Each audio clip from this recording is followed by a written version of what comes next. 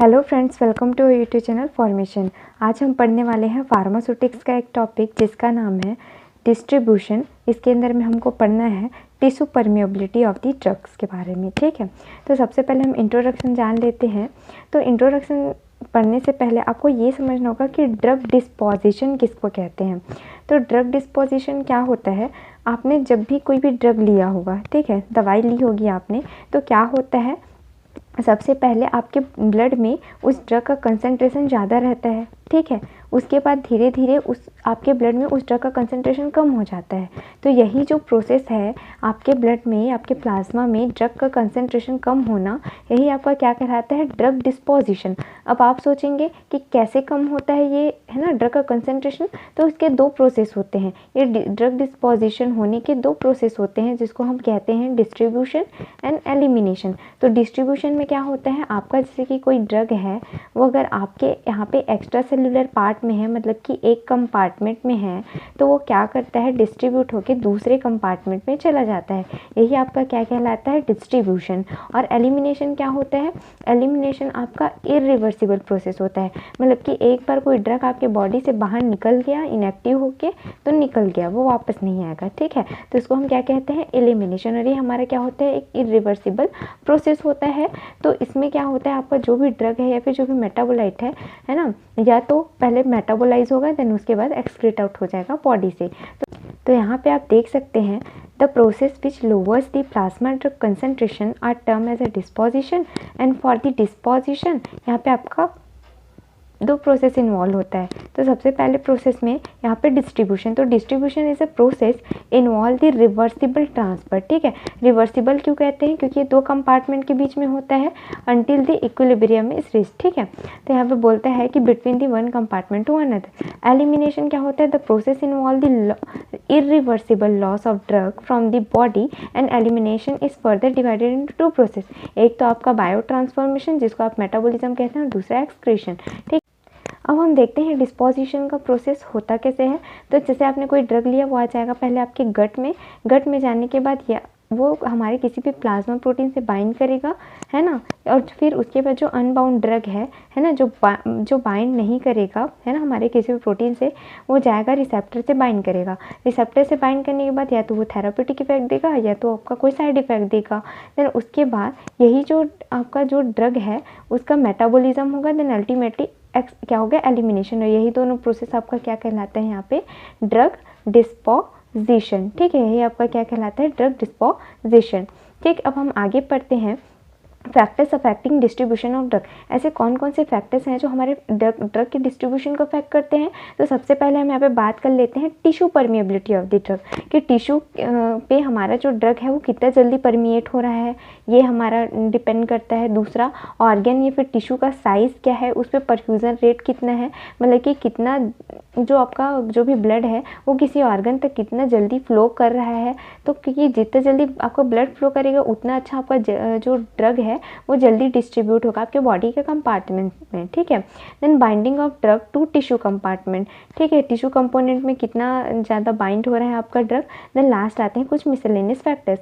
तो आप देखे होंगे यहाँ पे टिश्यू परमिएबिलिटी ऑफ ड्रग में दो और फैक्टर्स आते हैं जिसमें अभी हम पढ़ेंगे physico chemical properties of the drug, जो हमारे ड्रग के डिस्ट्रीब्यूशन को अफेक्ट करते हैं। दूसरा आता है हमारा types and characteristics of the various physiological barrier.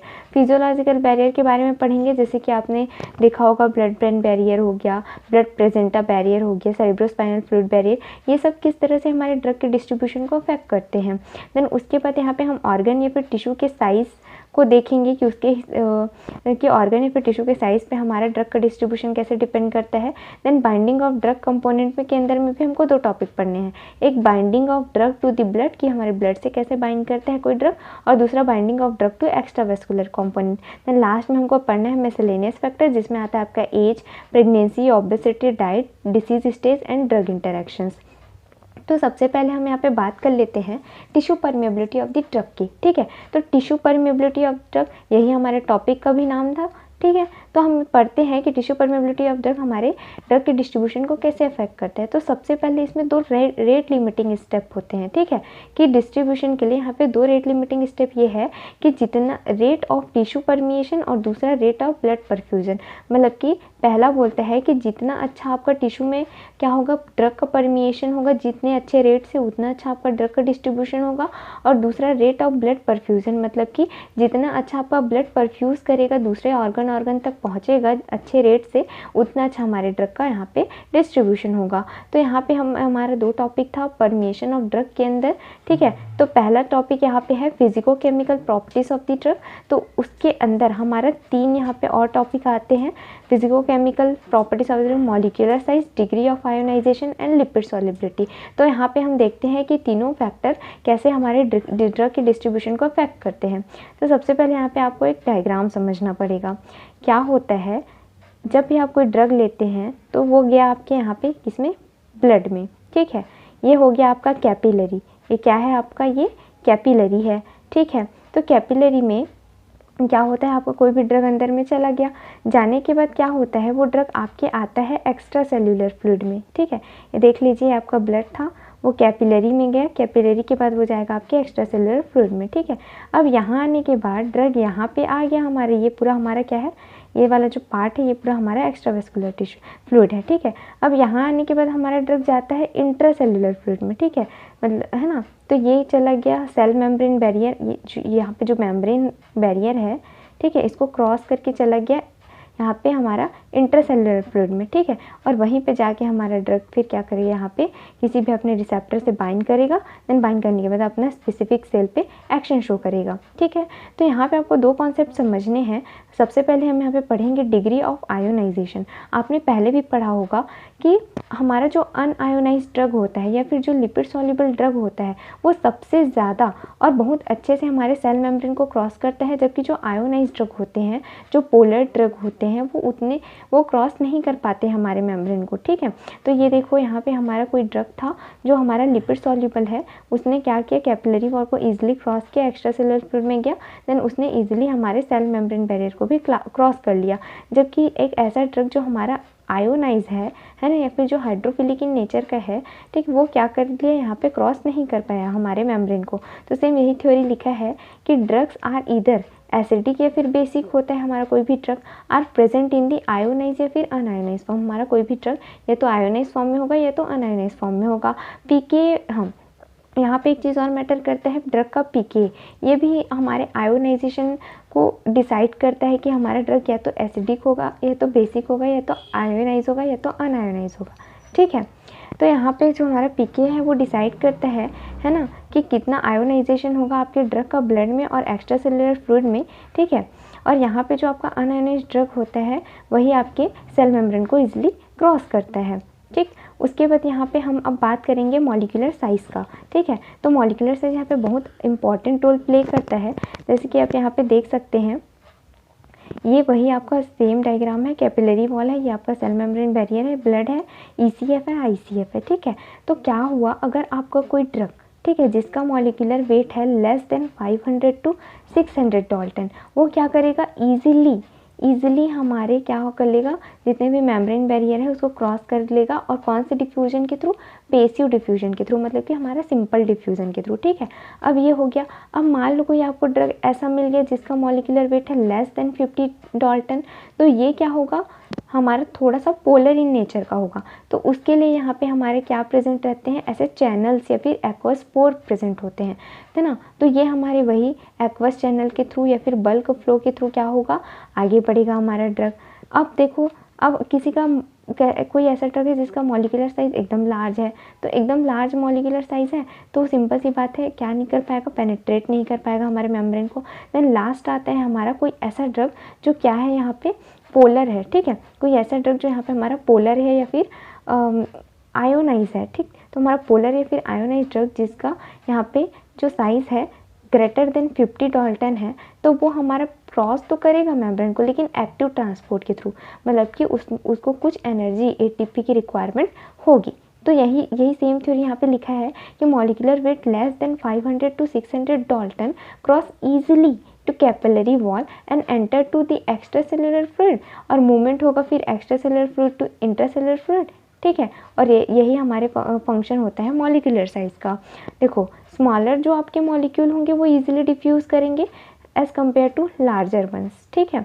और ओनली जो स्मॉल मॉलिक्यूल्स होते हैं जिसका मॉलिक्यूलर साइज आपका लेस देन 500 होता है, वो इजीली क्या कर देता है, मेम्ब्रेन को क्रॉस करता है as compare to water soluble. अगर आपका कोई वाटर सॉल्युबल ड्रग है तो वो क्या करेगा, इजीली क्रॉस नहीं कर पाएगा, उसको क्रॉस करने के लिए किसी भी ऐसे हमारा एक्वस चैनल की रिक्वायरमेंट होगी। तो यहाँ पे हमारा वही लिखा है कि water soluble in nature can enter into the cell through the aqueous field channel, ठीक है, किसी एक्वस फील्ड चैनल के थ्रू। देन लार्ज साइज जो रहता है, मैंने आपको पहले ही बताया था, वो क्रॉस नहीं कर पाता, तो restricted unless a specialist transport system exist for them. मतलब कि इसका मतलब ये है कि या तो वो रेस्ट्रिक्ट हो जाएगा पूरी तरह से लार्ज साइज वाला, या तो उसके लिए कोई स्पेसिफिक ट्रांसपोर्ट सिस्टम वहाँ पे लगा होगा। अब हम लास्टली यहाँ पे बात करते हैं लिपिड सॉल्युबिलिटी की। तो लिपिड सॉल्युबिलिटी में आपको पता है ना, हम पार्टीशन कोफिशिएंट सबसे पहले देखते हैं किसी भी ड्रग का कि किसी ड्रग का अगर पार्टीशन कोफिशिएंट ज़्यादा है, या फिर वो अनआयोनाइज फॉर्म में है, या फिर लिपिड सॉल्युबल ड्रग है, तो वो इजीली क्या करेगा, हमारे किसी भी मेम्ब्रेन को क्रॉस करेगा। और अगर उसका पार्टीशन कोफिशिएंट क्या है, कम है ना, या फिर वो पोलर या फिर आयोनाइज फॉर्म में है, तो क्या करेगा, इजीली हमारे मेम्ब्रेन को क्रॉस नहीं कर पाएगा। तो लिखा है कि नॉन पोलर सब्सटेंस, ठीक है। देखो दो चीज़ है, एक तो पोलर, ठीक है, तो पोलर तो इजीली क्रॉस नहीं कर पा रहा है, और दूसरा होता है हमारा नॉन पोलर, ठीक है, या फिर लिपोफिलिक, तो ये क्या करेगा, इजीली क्रॉस करेगा। तो non polar substance dissolve freely in the lipid and therefore easily diffuse through the cell membrane, ठीक है, इजीली क्रॉस कर लेगा। And the solubility in the membrane can be expressed as a partition coefficient. किसके through हम express करते हैं, अभी हमने बताया आपको कि पार्टीशन कोफिशिएंट के थ्रू, ठीक है। तो बोलते हैं कि पार्टीशन कोफिशिएंट किसको बोलते हैं, कि हमारे ड्रग की सॉल्युबिलिटी लिपिड फेज में कितनी है और एक्वस फेज में कितनी है, ठीक है। The partition coefficient is most important variable affecting the permeability of the cell membrane. हम जानते हैं कि हमारा जो पार्टीशन कोफिशिएंट होता है वो मोस्ट इंपॉर्टेंट रोल प्ले करता है किसमें, हमारे ड्रग की परमिएबिलिटी में, क्योंकि कितना हमारे किसी भी सेल को क्रॉस कर रहा है, ठीक है। अब यहाँ पे बोलता है कि पोलर या फिर जो हाइड्रोफिलिक ड्रग होते हैं वो कैन नॉट पेनेट्रेट नहीं कर पाते हमारे लिपोइडल सेल मेम्ब्रेन बैरियर को। अब यहाँ पे हम बहुत अच्छा आपको एग्जांपल देते हैं, ठीक है, क्योंकि हमने थोड़ी देर पहले आपको ये बताया था कि पीके भी मैटर करता है हमारा। तो देखो फिनोबार्बिटल जिसका पीके कितना है यहाँ पे 7.3 है, एंड सैलिसिलिक एसिड जिसका पीके यहाँ पे है 2.79, ठीक। तो हम यहाँ पे दोनों ड्रग को देखते हैं तो होता क्या है, दोनों का पार्टीशन कोफिशिएंट सेम होता है। अब आप सोचेंगे अरे पार्टीशन कोफिशिएंट तो दोनों का सेम है, मतलब दोनों इजीली क्रॉस करेगा, लेकिन यहाँ पे हमारा जो सैलिसिलिक एसिड है वो मोर अनआयोनाइज फॉर्म में प्रेजेंट है एज़ कम्पेयर टू फिनोबार्बिटल। तो जो ज़्यादा अनआयोनाइज फॉर्म में प्रेजेंट रहेगा वही तो इजीली क्रॉस करेगा। तो यहाँ पे क्या लिखा है हमारा कि phenobarbital and the salicylic acid have almost the same partition coefficient but the former is the more un-ionised at the blood pH and therefore distribute rapidly. और वो क्या करता है, रैपिडली डिस्ट्रीब्यूट होता है। ये हमारा पहला फैक्टर कंप्लीट हुआ। अब हम दूसरा पढ़ते हैं physiological barrier to diffusion of the drug. मतलब कि फिजियोलॉजिकल मतलब हमारे बॉडी के ऐसे कौन कौन से अंदर में पाए जाने वाले बैरियर हैं जो ड्रग के डिस्ट्रीब्यूशन को अफेक्ट करते हैं। तो पहला आता है हमारा सिंपल कैपिलरी एंडोथेलियल बैरियर, दूसरा आता है हमारे यहाँ पे simple cell membrane barrier, blood brain barrier, blood cerebrospinal fluid barrier, blood placenta barrier and the blood testis barrier. तो हम एक एक करके यहाँ पे सबकी स्टडी करते हैं। तो सबसे पहले आता है हमारा सिंपल कैपिलरी एंडोथेलियल बैरियर। देखो सिंपल कैपिलरी मतलब कि आपको पता है कि हम कोई भी ड्रग लेते हैं तो चुपचाप हमारे ब्लड में जाता है, कैपिलरी के अंदर में ऐसे जाता है। तो ये हमारा कोई खास कोई बैरियर नहीं है, ठीक है, फिर भी हम इसके बारे में पढ़ लेते हैं। लिखा है कि the capillary barrier that supply blood to the tissue are not a barrier to the drug, ठीक है। वही बोल रहा है कि ये कोई हमारा बैरियर नहीं है, ये तो चुपचाप क्या करता है, ब्लड को हमारे वेरियस टाइप ऑफ टिश्यू तक लेके जाता है, ठीक है। लेकिन वही वाला आप यहाँ पे कॉन्सेप्ट लगा सकते हैं कि ऐसा कोई भी ड्रग हमारा क्या है जो अनआयोनाइज्ड फॉर्म में प्रेजेंट है वो हमारा इजीली क्या करेगा, क्रॉस कर सकते हैं, और उसका मॉलिक्यूलर साइज हमारा क्या होना चाहिए, लेस देन 600 डाल्टन होना चाहिए। तो thus all the drug whether it is ionized या फिर unionized for which has a low molecular size less than 600 dalton diffuse through the capillary endothelium. वो इजली हमारे कैपिलरी से क्या हो जाता है, डिफ्यूज़ हो जाता है। ठीक है, अब यहाँ पे जैसे कि कोई ऐसा ड्रग है आपका, है ना, जो बाउंड हो गया आपके प्रोटीन से, रेड ब्लड सेल से या फिर हीमोग्लोबिन से, ठीक है, तो वो इजीली क्रॉस नहीं कर पाएगा आपके मेम्ब्रेन को। क्यों? क्योंकि जैसे कि आपका सिंपल सा ड्रग है, अकेला है तो इजीली क्रॉस कर दिया। अब वो किसी के साथ बाउंड फॉर्म में प्रेजेंट है तो क्या हो गया, कॉम्प्लेक्स बना लिया है तो ईजिली यहाँ पे क्रॉस नहीं कर पाएगा। ठीक है, तो यहाँ पे वही लिखा है कि the drugs bound to the blood components जैसे कि protein, red blood cells, haemoglobin are not able to cross the barrier of the high molecular size of the complex। यहाँ पे हम बात करते हैं सबसे पहले सिंपल सेल मेम्ब्रेन बैरियर का। ठीक है, सेकेंड पॉइंट है, तो सिंपल सेल मेम्ब्रेन बैरियर कुछ नहीं होता। ठीक है, आप यहाँ पे जैसे कि आपने डायग्राम में देखा ही होगा,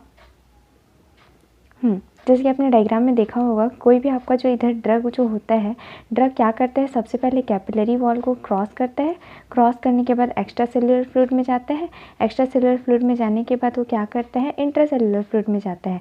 और इतना सब चीज़ किस पे डिपेंड करता है, हमारे ड्रग की परमिएबिलिटी पर, कि हमारा ड्रग कितने अच्छे से इस मेम्ब्रेन को परमिएट कर रहा है। तो इसी को हम क्या बोलते हैं, सिंपल सेल मेम्ब्रेन बैरियर।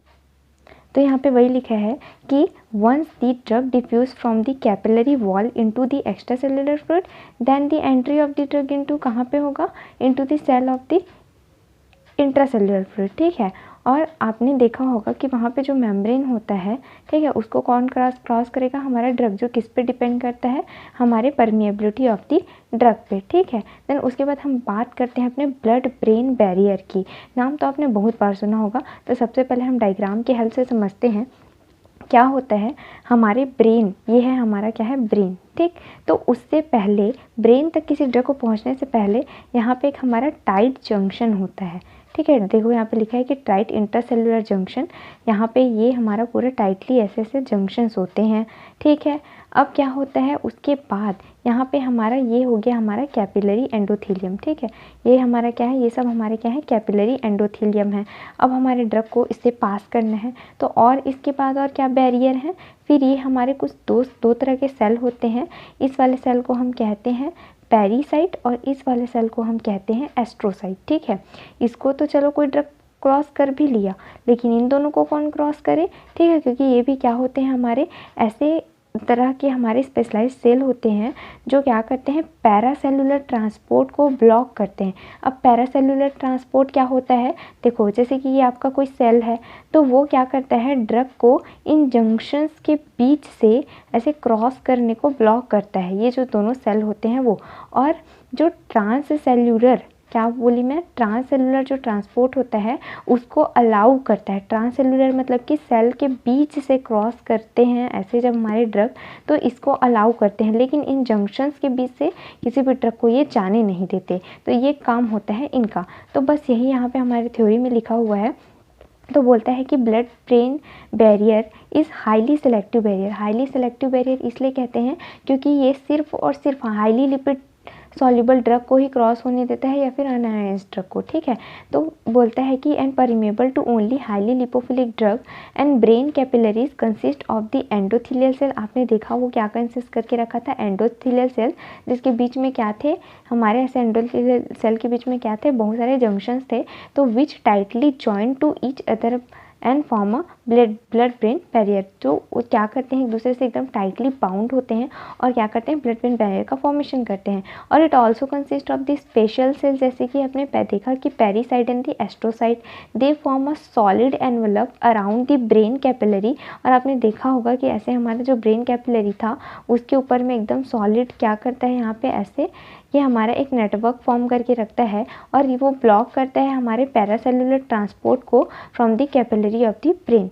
ठीक है, इतना समझ आया। अब यहाँ पे एक हमारा नोट पॉइंट क्या कहता है कि drug moves into the brain by only transcellular pathway. Transcellular pathway मतलब कि हमारे ब्रेन से कोई भी ड्रग क्या करेगा, ये हमारा कोई सेल है तो सेल से ही ऐसे जाके क्रॉस करेगा, किसी पे ऐसे टाइटली जंक्शन से क्रॉस नहीं करेगा। ठीक है, और इस तरह के ट्रांसपोर्ट को हम क्या कहते हैं, ट्रांससेलुलर पाथवे।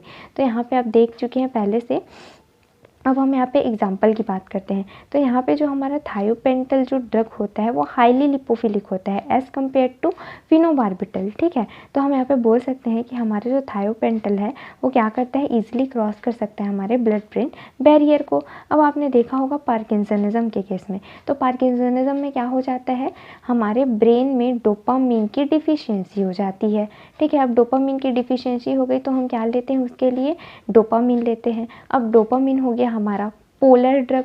अब ये पोलर ड्रग है तो अब ये तो क्रॉस करेगा नहीं हमारे ब्लड ब्रेन बैरियर को, क्योंकि उसको highly lipid drug, lipid soluble जो भी ड्रग है वो क्रॉस करते हैं, तो उसको हम देते हैं लेवाडोपा के फॉर्म में। तो ये लेवाडोपा क्या करता है, हमारा जो ब्लड ब्रेन बैरियर होता है उसको ईजिली क्रॉस करता है, क्योंकि लेवाडोपा हमारा लिपिड फॉर्म में होता है, मतलब लिपिड सॉल्युबल ड्रग होता है। देन जैसे ही वो उसको क्रॉस करता है ब्लड ब्रेन बैरियर को, वो हमारे ब्रेन में जाने के बाद जो लेवाडोपा होता है वो डोपामिन में कन्वर्ट हो जाता है, और डोपामिन में कन्वर्ट होने के बाद वो अपना एक्शन, डोपामिन अपना एक्शन शो करता है, ठीक है।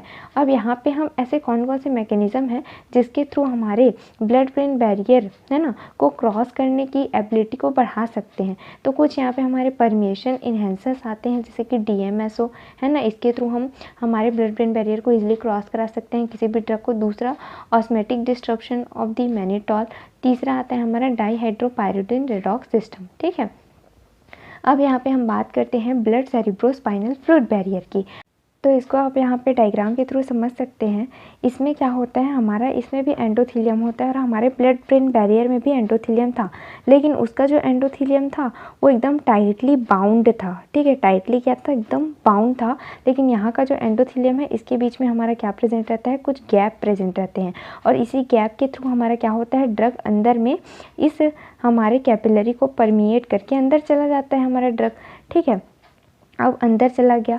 अब इसीलिए इस ड्रग को ईजिली पेनिट्रेट नहीं करने देता हमारा कौन, कोरॉइड सेल, ठीक है। तो हमारे सेरिब्रोस्पाइनल फ्लूइड बैरियर में एक हमारा पाया जाता है कोरॉइड सेल। ये कोरॉइड सेल क्या करता है, यहाँ पे ऐसे टाइट जंक्शंस फॉर्म करता है, जिसके वजह से, ठीक है, ये कोरॉइड सेल और यह इधर हमारा क्या रहता है, सेरिब्रोस्पाइनल फ्लूइड, इसलिए हम इसको बोलते हैं सेरिब्रोस्पाइनल फ्लूइड बैरियर, कि हमारा कोई भी ड्रग सेरिब्रोस्पाइनल फ्लूइड तक फिर नहीं पहुंच पाता, ठीक है। तो लिखा है कि the capillary endothelium consist of the open junction, जैसा कि अभी हमने देखा, या फिर और उसी गैप के थ्रू क्या होता है, which the drug can freely flow into the extravascular space between the capillary wall and the choroid cell, जिसके वजह से हमारा कोई भी जो ड्रग होता है वो इस कैपिलरी वॉल को इजिली क्रॉस करके हमारे कोरॉइड सेल तक पहुंच जाता है, ठीक है। फिर उसके बाद कहता है कि the blood cerebrospinal fluid barrier is formed by, किसके थ्रू यह फॉर्म किया जाता है, हमारे कोरॉइड सेल के। तो देख सकते हैं आप यहाँ पे ये जो बैरियर है किसके थ्रू फॉर्म किया गया है, हमारे कोरॉइड सेल के, ठीक है। Which are join to each other by the tight junction, और जो किसके थ्रू यहाँ पे जॉइन होते हैं एक दूसरे से, हमारे एकदम टाइट जंक्शंस के थ्रू। अब यहाँ पे हम बात कर लेते हैं ब्लड प्लेसेंटल बैरियर की। तो यहाँ पे हमारा प्लेसेंटा, आपको पता है कि जैसे कि यहाँ पे डायग्राम के थ्रू हम देखते हैं, ये हमारी मदर और ये फिटस, और बीच में हमारा एक बैरियर है। तो जो मदर होता है और जो फिटस होता है, दोनों के बीच बहुत सारे सेल का लेयर होता है, ठीक है। तो जैसे कि मदर ने कोई ड्रग लिया, पोलर ड्रग, तो वो क्या करेगा, इस ब्लड प्लेसेंटल बैरियर को क्रॉस नहीं कर पाएगा, क्योंकि हमने पहले ही आपको बताया कि पोलर ड्रग इजीली क्रॉस नहीं करता मेम्ब्रेन को। दूसरा आता है हमारा नॉन पोलर ड्रग, तो वो इजीली क्या करेगा, हमारे इस बैरियर को क्रॉस करेगा, ठीक है। क्रॉस कर लिया, तो बस यही है। और यहाँ पे एक कंसेप्ट हमारा ये फॉलो होगा कि हमारा जो अनआयोनाइज ड्रग है वो इजीली हमारे ब्लड प्लेसेंटल बैरियर को क्रॉस करता है, जबकि जो आयोनाइज ड्रग होते हैं या फिर पोलर ड्रग होते हैं वो इजीली क्रॉस नहीं कर पाते इस बैरियर को, ठीक है। और ये हाईली सेलेक्टिव होते हैं, मतलब कि कुछ ऐसे ड्रग होते हैं जो इस बैरियर को क्रॉस कर पाते हैं, और कुछ ऐसे ड्रग होते हैं जो इसको क्रॉस नहीं कर पाते, ठीक है। तो यहाँ पे लिखा है कि the blood vessels of the foetus and the mother are separated by a number of tissue, ठीक है। वो जो आपने देखा ऐसे सेपरेट था, वो नंबर ऑफ टिश्यू से सेपरेटेड रहता है ना, and collectively constitute to placental barrier, और प्लेसेंटल बैरियर को बनाता है। तो the placental barrier does not prevent transport of all drugs but it is selective. क्या बोला है कि सभी के ट्रांसपोर्ट को नहीं रोकता, लेकिन ये सेलेक्टिव होता है कि कुछ ड्रग के ट्रांसपोर्ट को रोकता है। Factors that regulate passage of the drug through any membrane like the PK lipid solubility and the protein binding. Simple सी बात है, ऐसे ऐसे फैक्टर्स जैसे कि मान लो आपने देखा कि लिपिड सॉल्युबिलिटी, ठीक है, अगर अनआयोनाइज्ड ड्रग है तो इजीली क्रॉस करेगा, पोलर ड्रग है तो नहीं करेगा। प्रोटीन बाइंडिंग, अगर वो प्रोटीन से बाउंड किया हुआ है तो क्रॉस नहीं करेगा, अगर वो फ्री ड्रग है तो वो क्या करेगा, इजीली आपके प्लेसेंटल बैरियर को क्रॉस कर जाएगा। उसके बाद यहाँ पे हम बात कर लेते हैं वही लाइन कि लिपिड सॉल्युबल या फिर अनआयोनाइज्ड ड्रग क्रॉस करता है तो placental barrier easily, and high polar या फिर आयोनाइज्ड जो ड्रग होता है not cross the placenta rapidly. यहाँ पे आप देख सकते हैं फैक्टर्स जैसे कि प्लेसेंटा में आपका ब्लड का फ्लो अच्छे से हो रहा है, तो उस कंडीशन पे सिंपल सी बात है, जहाँ पे ब्लड फ्लो अच्छा होगा वहाँ पे ड्रग की डिलीवरी भी इंक्रीज हो जाएगी, ठीक है।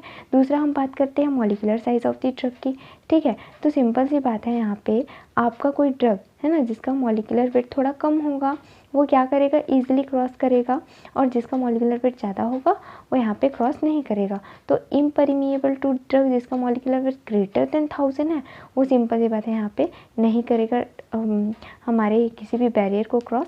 और अगर परमिएबल है हमारे ड्रग के यहाँ पे उसका मॉलिक्यूलर वेट कितना होना चाहिए, लेस देन 600 डाल्टन होना चाहिए, ठीक है। अगर आपके किसी भी ड्रग का साइज़ क्या है यहाँ पे ज़्यादा है, ठीक है, साइज़ इंक्रीज तो सिंपल सी बात है डिक्रीज हो जाएगा आपके ड्रग का ट्रांसफ़र।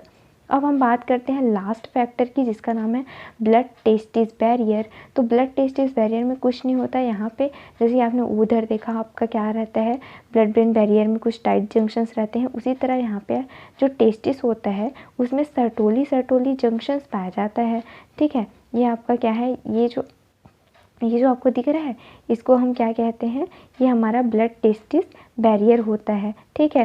ये यहाँ पे ऐसे ऐसे आपके सर्टोली सेल्स होते हैं, ठीक है, तो इसी को हम बोलते हैं सर्टोली सेल जंक्शंस, ठीक है। तो इसमें क्या होता है, ये जो आपका बैरियर दिख रहा है वो क्या करता है, किसी भी ड्रग को अंदर ईजिली क्रॉस नहीं करने देता, और क्रॉस नहीं करने देता तो कभी कभी क्या हो जाता है, जैसे कि टेस्टिस कैंसर के केस में मैं बात करूं तो टेस्टिस कैंसर में क्या होगा, ड्रग को अंदर तक जाना है लेकिन ये क्या करता है, ये जो बैरियर दिख रहा है आपको ब्लड टेस्टिस बैरियर, वो उस ड्रग को ईजिली क्रॉस नहीं करने देता। तो इस तरह से कभी कभी आपका जो टेस्टिस कैंसर है उसका ट्रीटमेंट भी हाइंडर हो जाता है, रुक जाता है।